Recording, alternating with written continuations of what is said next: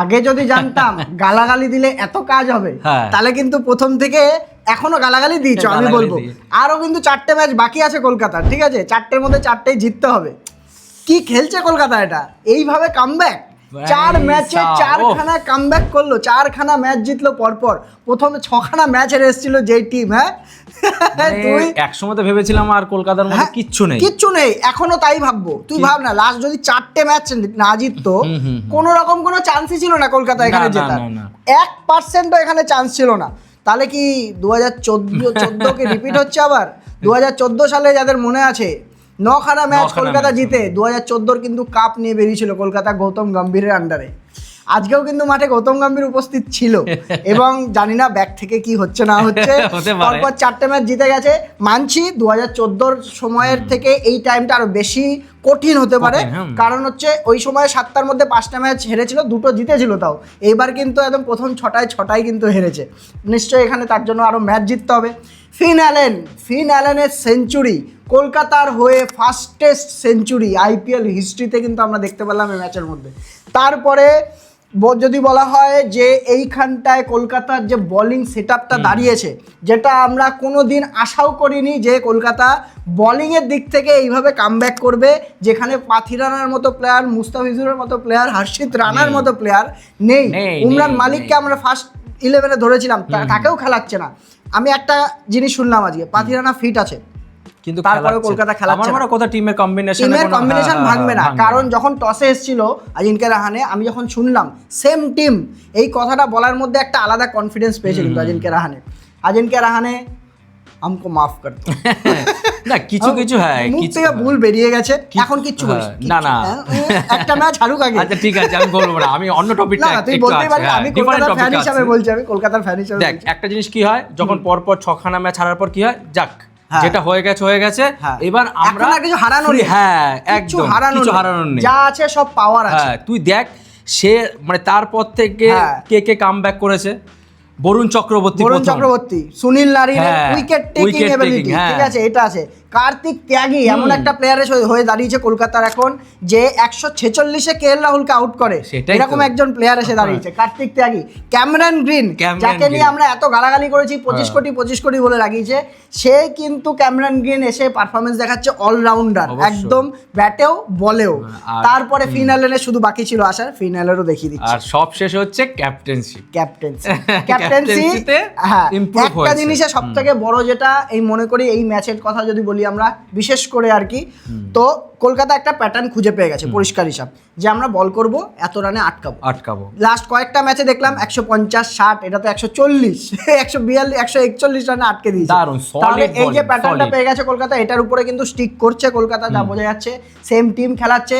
আমরা জানি এখন পাল্টির সিজন চলছে, কিন্তু আমরাও পাল্টি খাচ্ছি এখন, ঠিক আছে? সিজন থেকে ভাই পাল্টি খাচ্ছি, কলকাতার তারিফ করে যাবো এই ভিডিওর মধ্যে পুরোপুরি। এই যে কি বললাম, আর 4টে ম্যাচে কিন্তু চারটে কিন্তু জিততে হবে। Do or die. টসে যেটা হয়েছিল, এই টসটা যা ছিল আজিঙ্কে রাহানে খুব, এই যা দেখলাম আমি, যা পিচ ছিল অরুণ জেটলি স্টেডিয়ামে দিল্লির মধ্যে, এখানে বলা মুশকিল যে ব্যাট আগে করবো না বল আগে করবো। তো কলকাতা যাই হোক গুড টস টু উইন ছিল, কলকাতা বোলিং করেছে, ওদের স্ট্রেংথের সঙ্গে গেছে। টিমের মধ্যে কোনো চেঞ্জেস নেই, ওদের ওদিকে নাটরাজনকে বসিয়েছে, নাটরাজনের বদলে তোর ভিপ্রাজ নিগমকে এনেছে। তারপরে হচ্ছে মিচেল স্টার্ক, ওদের বোলিং লাইন আপটা দেখ। তারপরেও কিন্তু আসছি, বোলিং লাইন আপের পরে আসবো। কলকাতার বোলিং নিয়ে আগে কথা বলতে চাই আমি, সেটা হচ্ছে একটা প্লেয়ার, যেটা বৈভব অরোরা। আমি জানি না কি হচ্ছে, তোর এরকম ফিল হচ্ছে কিনা, বৈভব অরোরা একটু হাঁপিয়ে গেছে। তুই এর আগে বৈভব অরোরাকে আমরা চিনতাম সুইং এর কিং, তাই তো? হ্যাঁ, আমরা যখন থেকে আগে বল করতো, বল ফুল লেন্থ বল করতো, বল ওখান থেকে সুইং হতো, সুইং হয়ে যেটা ওর স্ট্রেংথ ছিল, উইকেট পেতো কিন্তু প্রচুর। এই বছর যা দেখছি, এই বছর কিন্তু প্রায় 2-3 মিটারের লেন্থ পিছিয়ে এসছে। যদি বেশি নেট পিকিং করছি জানি আমরা, কিন্তু যেটা আমাদের সামনে চোখে পড়েছে সেটা আপনাদের সামনে তুলে ধরছি। সেই অরোরাকে যেভাবে চিনতাম সেটা কিন্তু তার জন্য কি এফেক্ট করেছে বলতো? 1.7 ডিগ্রি ছিল গত 2 বছর, মানে গত বছর অবধি ওর সুইং, আর এই বছর এসে কিন্তু 1.2 ডিগ্রি হয়ে গেছে। তাহলে কতটা পার্থক্য বল? ও এসে ওপেনিং স্পেলেও মার খাচ্ছে, ডেথ ওভারে তো মার সবাই খায়, যে কোনো বোলার এসে, আমি ডেথ ওভার নিয়ে জাজ করবো না।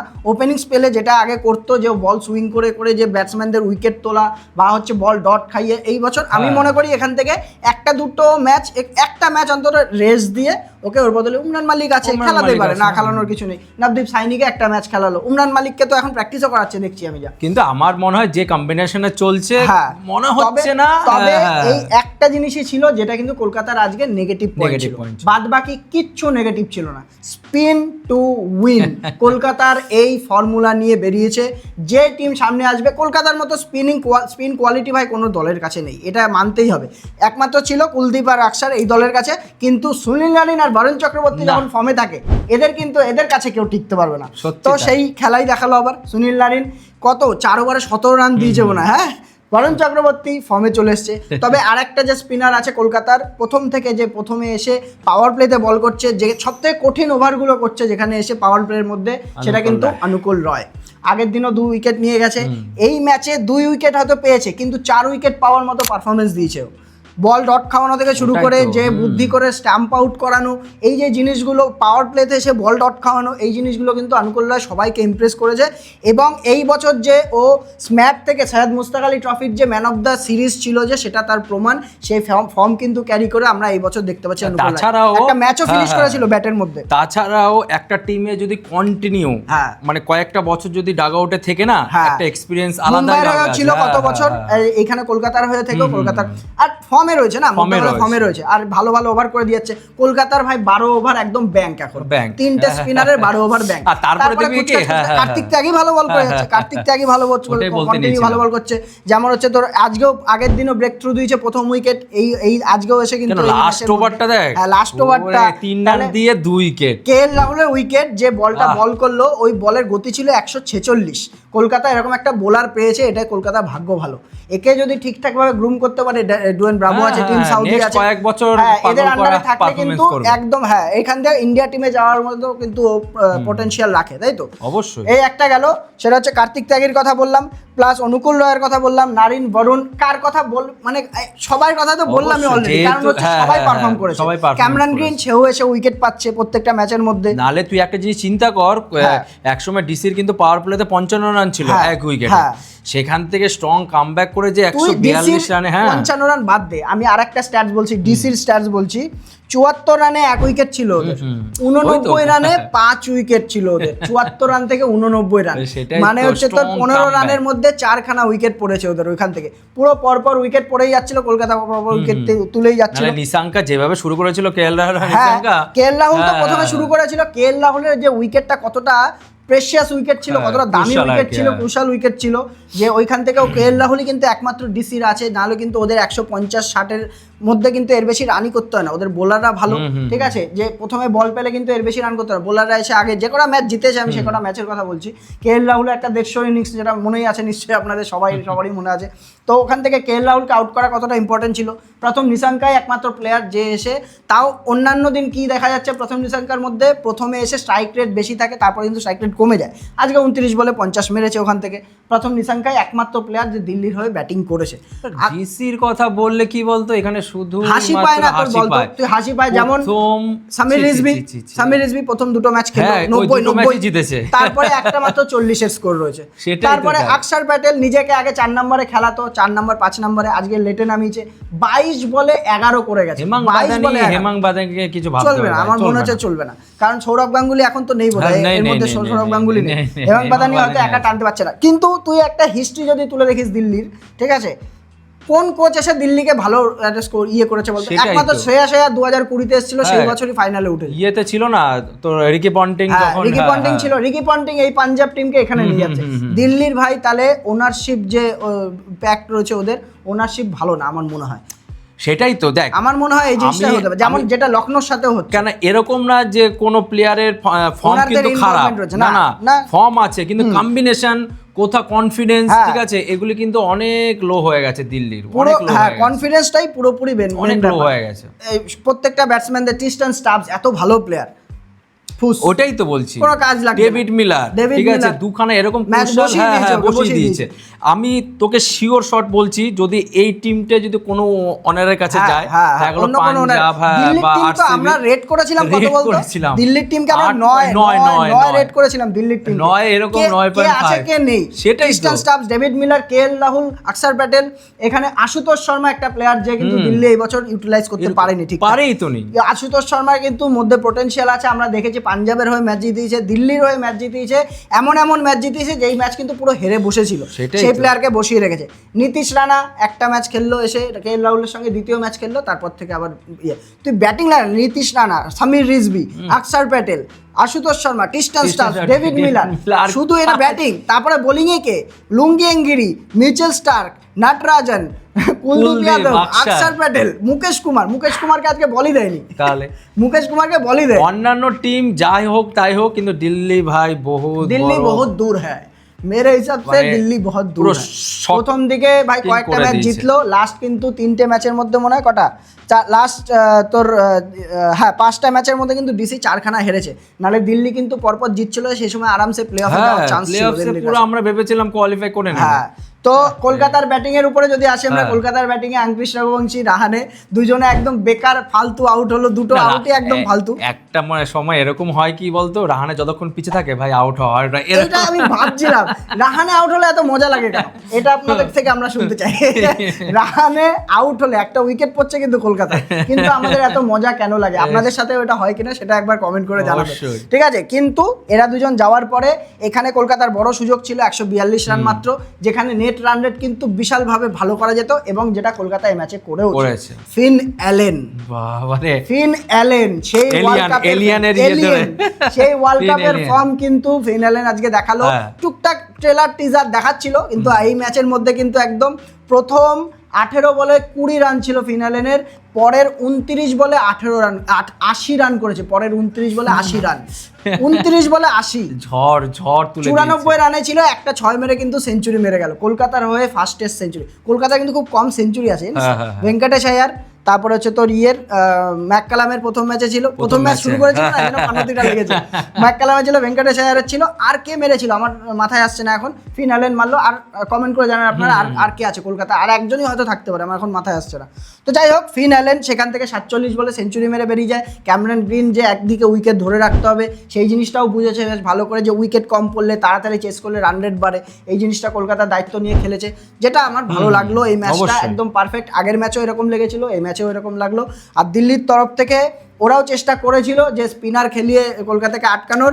অক্ষর প্যাটেল তো 3 ওভার করেছে পাওয়ার প্লের মধ্যে, অক্ষর প্যাটেল 3 ওভার, মুকেশ কুমারকে বল দেয়নি, তারপরে এরকম বোলার থাকতেও কিন্তু এই রান আটকানো যায় না, কথা হচ্ছে এই রান অসম্ভব, এই রান আটকানো যায় না।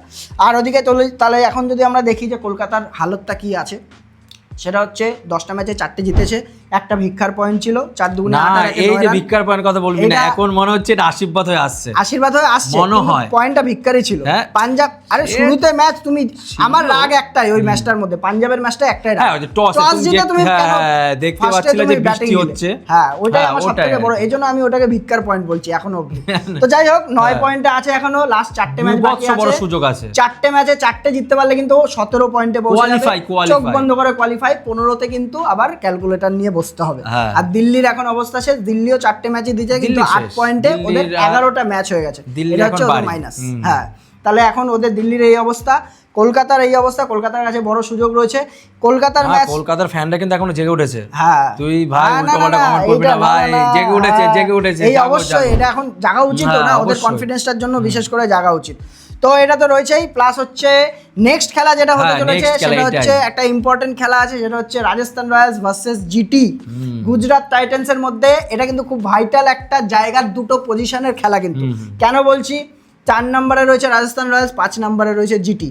তো রাজস্থান রয়্যালস 4 নম্বরে ওঠার কথা প্লে অফসে, তুই প্রেডিক্ট করেছিস, আমি প্রেডিক্ট করেছি জিটি উঠবে, ঠিক আছে। জিটি কিন্তু লাস্ট 3টে ম্যাচ জিতে এসছে অলরেডি, রাজস্থান রয়্যালস 3টের মধ্যে দুটো হেরে এসছে, এর আগের ম্যাচও হেরে এসছে। তো এইখানে রাজস্থানের কাছে বৈভব সূর্যবংশী আছে, জিটির কাছে এখন পুরোপুরি যে বোলিং সেটআপটা এইটা হচ্ছে জিটি সবথেকে বড় স্ট্রেংথ। মোহাম্মদ সিরাজ আর রাবাডা দুজনে মিলে কিন্তু একদম আগুন ছাড়ছে একদম গিয়ে। তো জিটির এখানে কিন্তু আমরা জিটির ফেভারে আছি, আমি অন্তত জিটির ফেভারে আছি। আমি রাজস্থান বলেছিস, তবে জিটির ফেভারে আমি থাকলেও আমার মনে হচ্ছে কেন জানি না রাজস্থান কামব্যাক করতে পারে এই ম্যাচটা থেকে। ঠিক আছে, সাবাই মানসিং স্টেডিয়ামে খেলা আছে, ওদের নিজস্ব মাঠ, হোম গ্রাউন্ড আছে। আর ওদের প্লাস পয়েন্ট হচ্ছে ভাই ওপেনার জুটি, যে ওপেনার জুটি আগের দিন ফ্লপ করেছিল, যেদিন খেলবে সেদিনকে ভাই খেয়ার সেদিনকে একতরফা বোলারদের ভাই একতরফা ম্যাচ নিয়ে বেরিয়ে যাবে। তো এটা দেখা যাক এই ম্যাচের মধ্যে কে জেতে না জেতে। আর আমার মনে হয় এই ম্যাচটা যে জিতবে না ও মোটামুটি প্লে-অফস মোটামুটি পাকা ভাবেই ধরা যাবে। না ধরা যাবে, কারণ এখান থেকে আর যেই জিতবে 14 পয়েন্টে বসে যাবে। এটাই তো বললাম, যেই জিতবে আর বাকি থাকবে তিনটের মধ্যে একটা জিতবে। আর যে হারবে তার কিন্তু ভাই দুজনে একই পজিশনে, পরিষ্কার করে বলছি, দুজনে একই পজিশনে রয়েছে, দুজনেই কিন্তু 6-6-12 মানে 12 পয়েন্টে রয়েছে। 10টা করে ম্যাচ খেলা হয়েছে আর 4টে করে বাকি, 2টো করে ম্যাচ জিততে হবে এখান থেকে। এই ম্যাচটা যে জিতবে সে 14 পয়েন্টে চলে যাবে, আর বাদ বাকি যে হারবে সে থেকে যাবে, তার 3টের মধ্যে 2টো জিততে হবে, আর যে জিতবে তার 3টের মধ্যে একটা জিততে হবে। এই হচ্ছে এখন ম্যাথমেটিক্স, এই হচ্ছে এখন ম্যাথমেটিক্স দাঁড়িয়েছে এসে। তো এই ম্যাচ নিয়ে আর একটা দুটো টপিক একটু এক্সট্রা আলোচনা করতে যাই, শেষ অবধি দেখুন। সেটা হচ্ছে প্রিন্স যাদবকে নিয়ে, আমরা যে খেলাটা কালকে কভার করতে পারিনি, পরশু দিনের খেলাটা আর কি। প্রিন্স যাদবকে নিয়ে আমি একটু স্পেশাল মেনশন দিতে চাই ভিডিওটার মধ্যে। সেটা হচ্ছে প্রিন্স যাদব অলরেডি 16টা উইকেট পেয়ে বসে আছে। বিরাট কোহলির উইকেটটা নিশ্চয়ই মনে আছে। হ্যাঁ, এই বছরের কিন্তু সবথেকে বেস্ট ফাউন্ড যদি হয়ে থাকে সেটা কিন্তু ভাই প্রিন্স যাদব। 140 বল, আমি ওকে কেন জানি না ওডিআই আর টেস্ট টিমে চান্স পেতে দেখছি। অবশ্যই যে বলের সিম অন সিম ডেলিভারি করে, তার উপরে হচ্ছে কনসিস্টেন্স 140 প্লাস হচ্ছে ফিটনেস, আর ভারতের তো সেটাই তো বলেছে, আর অ্যাগ্রেশন যে ওদের বোলিং কোহলির উইকেট নিয়েছে ভাই, কোহলির উইকেট নিয়েছে, ওই জিনিসটা সবথেকে বড় কথা। আর এমনিতেও বলেছে 2027 ওয়ার্ল্ড কাপ খেলা হচ্ছে, এইজন্য ভারতের কিন্তু ওকে নিয়ে স্পেশাল ভাবে ও কিন্তু ট্রেনিং করাচ্ছে। হ্যাঁ, তো এই ইকোনমি রেটও কম আছে, 8.08 এর ইকোনমি রেট, এটাও একটা ইম্পর্টেন্ট জিনিস। কারণ হচ্ছে প্রথমেও বল করে, ডেথেও বল করে, এই দুটো জায়গাতেই মার খায় সবথেকে বেশি। ভালো কামব্যাক করার সুযোগ রয়েছে। প্রিন্স যাদব কিন্তু রয়েছে এখান থেকে ইন্ডিয়ান টিমে। হ্যাঁ, আর আইপিএল ফাইনাল আরেকটাও টপিক বলছি, সেটা হচ্ছে আইপিএল ফাইনাল চিন্নস্বামী থেকে যে আমরা আগের দিন ভিডিওতে বলেছিলাম যে আহমেদাবাদে কেন নিয়ে যাওয়া হলো, এটার একটা সোর্স পাওয়া গেছে, যে এটার একটা কারণ পাওয়া গেছে। সেটা বলছে চিন্নস্বামীর ব্যাঙ্গালোরের যে ম্যানেজমেন্ট আছে 10,000 টিকিট আলাদা করে ওরা ভিআইপিদের জন্য তুলে রাখে।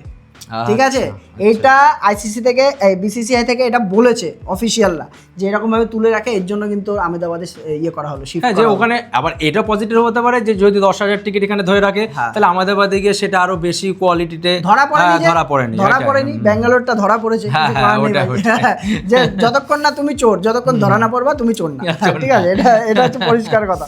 তো যাই হোক, প্লে অফ খুব ইন্টারেস্টিং, মজাদার ম্যাচ হতে চলেছে। কে উঠতে চলেছে না উঠতে চলেছে এটা কিন্তু খুব ইন্টারেস্টিং হয়েছে। আপনারা আমাদের চ্যানেলের সঙ্গে কিন্তু সাবস্ক্রাইব করে একদম জুড়ে থাকুন, বেল আর নোটিফিকেশনটা দাবিয়ে দেবেন, তাহলে কিন্তু আমাদের ভিডিও দিলে সবার আগে আপনারা পেয়ে যাবেন। তো আমরা এরকম রেগুলার ভিডিও দিতে রয়েছি। এই ভিডিও ভালো লেগে থাকলে লাইক করুন, চ্যানেল সাবস্ক্রাইব করুন, আমাদের চেষ্টা কেমন লাগছে কমেন্ট করে জানান। আজকের মতো এইটুকুই, বাই।